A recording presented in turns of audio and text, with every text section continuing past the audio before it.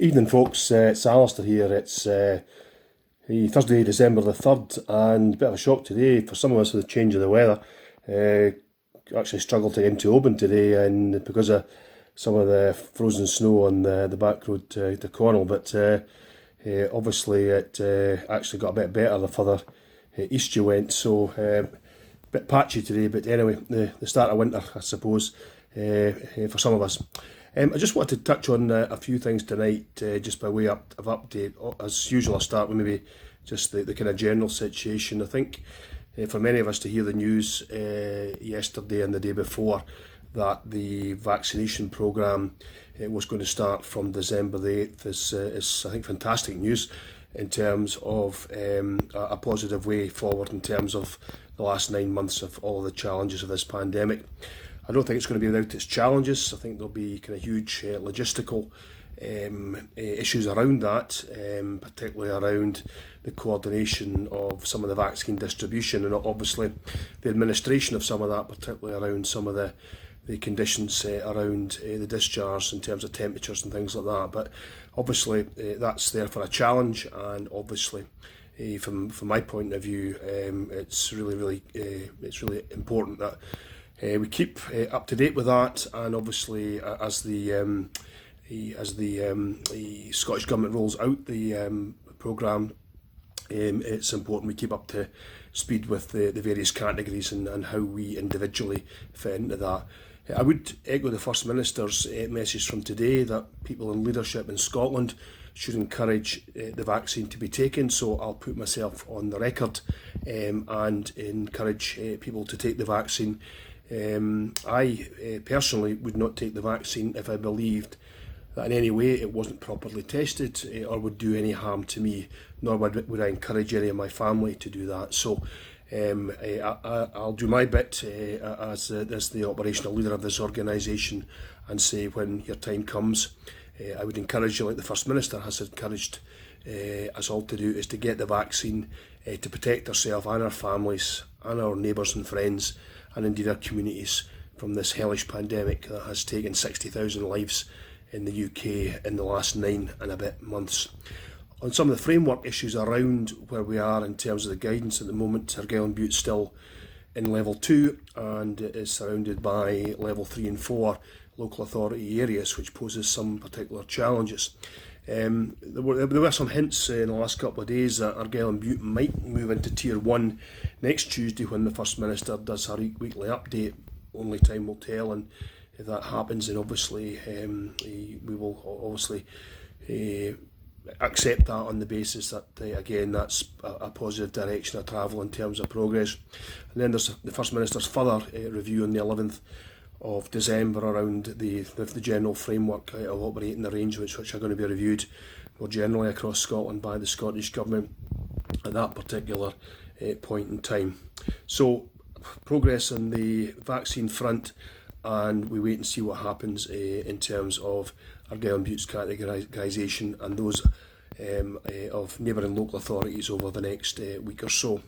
In terms of moving on to some of the practical issues ourselves, obviously with the news of the vaccine coming through and the thoughts about moving forward, at the Resilience Group on Wednesday, the senior management team discussed issues around forward planning for ourselves. We took a view that in mid-January we'll start to look at a management migration plan back to the offices. That's not to say we will be moving folk back to offices in mid-January, but we want to start building the plan for that so that we have it properly organised and in place around the issues of phasing, IT, realigning offices again because of the adjustments that have had to be made, and that is simply sensible forward planning to make sure that when the First Minister gives any announcement about more general office reopening, then we are in a position to be able to take that forward. What I'm also pleased to say today that we've been doing a lot of work in the last few weeks about office cleanliness, particularly in 3 offices that were having some challenges with council cleaning services.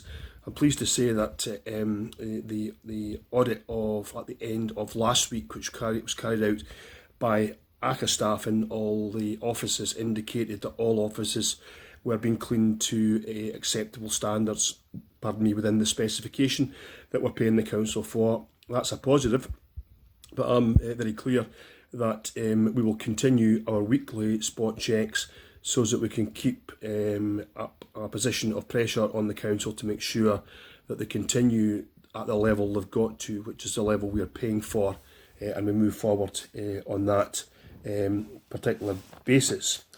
Another thing I just wanted to talk about was the senior management team have been doing a bit of work around efficiencies and issues around duplication. Large office like a large organisation, like the ACA Group, there are a lot of process issues. There are a lot of issues that kind of overarch into particular areas of work. So we're doing a bit of work to try and look at improving efficiency, and can maybe just for the record saying efficiency doesn't mean cutting things. From my point of view, it means actually looking at what we currently do, and if we're maybe doing it in a way that's not particularly efficient or needs to be done slightly differently, then we're honest enough to look at that. So that work's ongoing, and the senior management team will be doing a further review on where we are in relation to that on the 22nd of December. I'm also pleased to say that I attended the Strategic Housing Forum of Argyll and Bute Council and its partners this week, and we got an update from the Scottish Government at that meeting. The Scottish Government's working forward on a £2.8 billion planning assumption for the next 5 years. Now, obviously, there's going to be a Scottish Parliament election in May that may change that. That figure is around £200 million less than the 5-year programme the Scottish Government has been committed to, and obviously a drop of £200 million is, obviously one might view that as a disappointment, but £2.8 billion is still a pretty high level of investment going forward.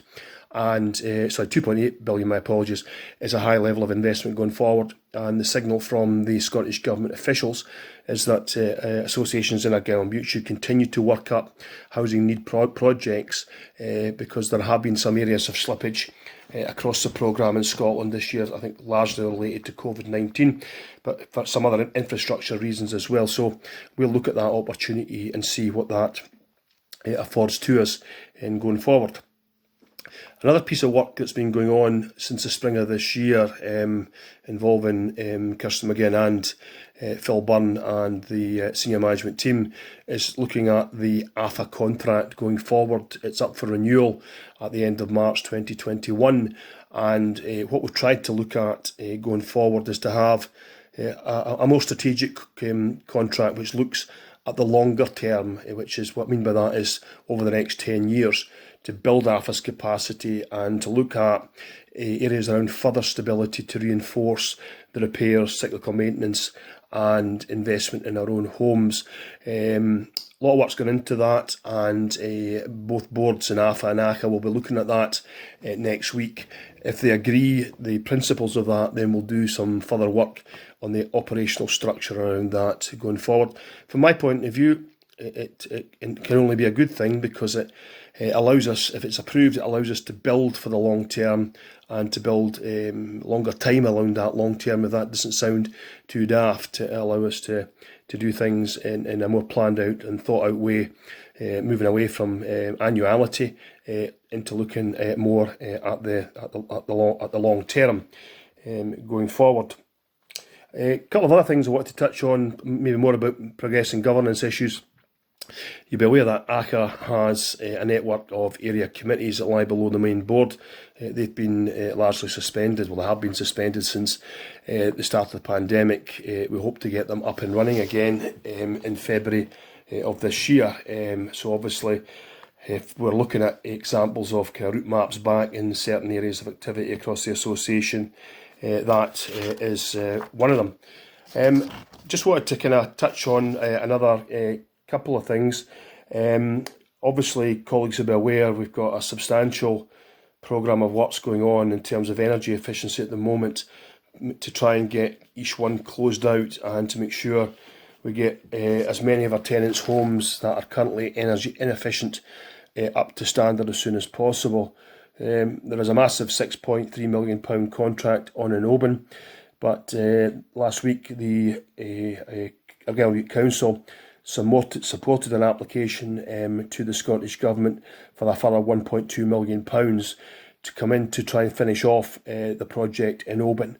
And if we get that, and we're hopeful, fingers crossed we will get it, that means that we can continue that work towards, hopefully, pardon me, a positive conclusion. We're also doing work in the background, looking at developing similar programmes for Cowell and for Mid Argyll, in terms of doing feed work for that, to try and take that particular work forward. I just wanted to finish off tonight by saying that obviously we're getting close to the Christmas period, and I think in a very, very busy year in a whole range of fronts, particularly driven by COVID, it's important that we get a wee bit of a break and a rest if wherever possible, and try and relax. I know that's maybe not easy in all circumstances, but it would just to make sure that we try and do that. Colette Benham and I have been doing a wee bit further work on looking at further tools we can use to assist stress and pressure in the organisation going forward, and hopefully anything we can add to what we have at the present time, we can bring that forward in the new year. That's me by way of update tonight, folks. I just wanted to finish off with a bit of sad news I got today. I was travelling through Inveraray when I got a call from an old colleague in Glasgow to say that Maria Fife, the ex-Labour MP for Glasgow Maryhill, had passed away a couple of hours ago. Maybe older members of the group may remember Maria for her time as an MP in Glasgow from 1987 to 2001.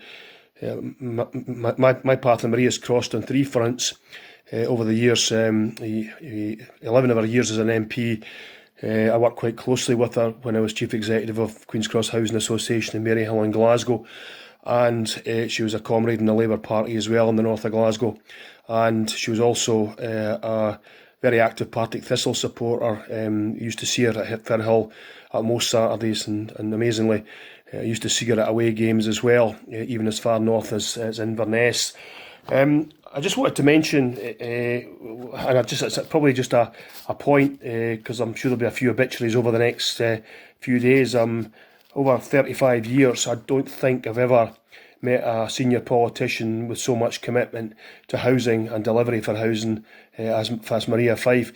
Perhaps in the media she got a lot more coverage for being a very strong advocate of women's issues and women's participation in management and in politics, and also was a doughty campaigner for the establishment of the Scottish Parliament back in 1999. But I'll share a wee story which probably very few folk know about. But back in 1992, there were 300 tenemental properties in Marana Street, Benview Street and Ely Street in Maryhill, which were one of the few remaining tenement squares in Glasgow from the Edwardian Victorian era. One of them had not fallen down, but they were in an appalling condition, and they'd transferred to Queen's Cross in a stock transfer. But there were stumbling blocks with officials in the then Scottish office not keen to progress them. I happened to mention to Maria in conversation one Friday afternoon that I was getting nowhere in trying to get consents to take the project forward.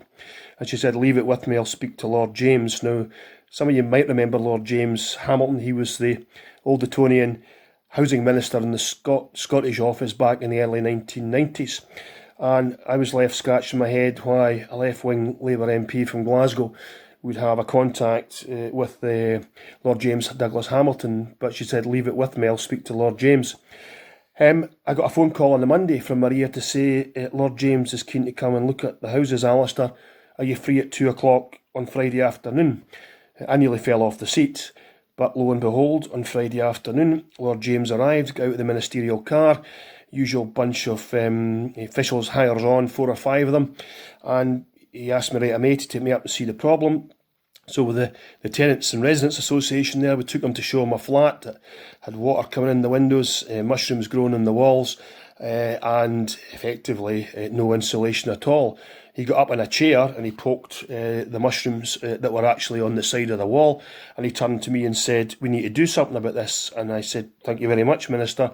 Still pretty sceptical. We shook hands, made our goodbyes, and that was it. That was the Friday afternoon. I got a phone call from officials in the Scotland office on the Monday afternoon saying the scheme can go ahead. That if you get a chance in Glasgow, if you look at the beautiful tenements in Benview Street and Marana Street above the Forth and Clyde Canal, you will, the Forth and Clyde Canal, get my canals mixed up, you will see a legacy to Maria Fife. If it hadn't been for her intervention, these buildings would have come down, and we would not see 300 lovely retained flats of the Victorian tradition overlooking the canal and the north of Glasgow. I've picked a piece of music tonight, actually, just to reflect Maria's passing.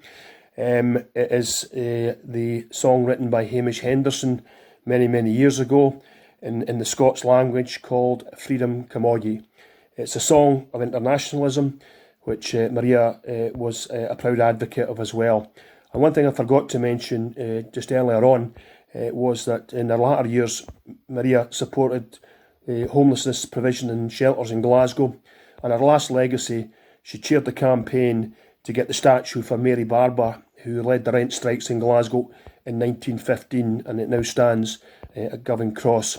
So I'll leave you tonight with Lorraine Kelly singing Freedom Camogie.